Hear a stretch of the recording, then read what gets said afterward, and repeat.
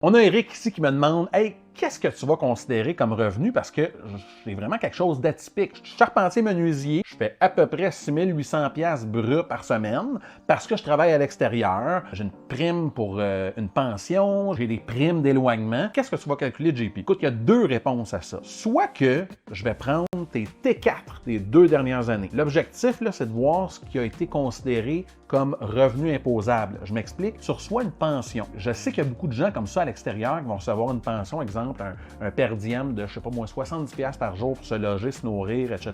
Ce 70$ $-là n'est pas imposable. Il ne sera pas inclus dans ton T4. Tu ne pourrais pas le considérer. Par contre, toutes les primes que tu reçois, puis ton revenu brut annuel, ça, je vais pouvoir le prendre. Fait que grosso modo, c'est pour ça que je vais te demander ton T4 2024, ton T4 2023, je vais faire une moyenne. Puis si ça jive avec ce que tu as comme cumulatif de paye en ce moment, je vais être capable de considérer cette moyenne-là comme revenu. Si pour une raison X, OK, dans l'année précédente, tu n'as pas pu travailler autant parce que tu étais malade, parce que tu as eu du chômage, parce qu'il y a eu n'importe quoi, il y a peut-être une façon de considérer ton revenu de base. Fait qu'encore là, si je vois que ça fait plusieurs mois que tu n'as jamais eu de chômage, que tu n'as jamais manqué, tout ça, qu'on est capable d'y aller sur ton revenu de base garanti par la compagnie pour laquelle tu travailles, à ce moment-là, il y a des chances que je sois capable de prendre ton revenu de base, qui risque d'être peut-être moins ou plus intéressant, c'est à voir, que la moyenne des 2 dernières années. J'espère que ça répond à ta question, Eric. Si tu veux savoir exactement pour combien tu te qualifies, je t'invite à m'écrire en privé. On va vraiment regarder ça ensemble. On va vraiment regarder ta situation complète, tes dettes, tes revenus des dernières années. On va pouvoir établir la meilleure stratégie pour ton futur achat.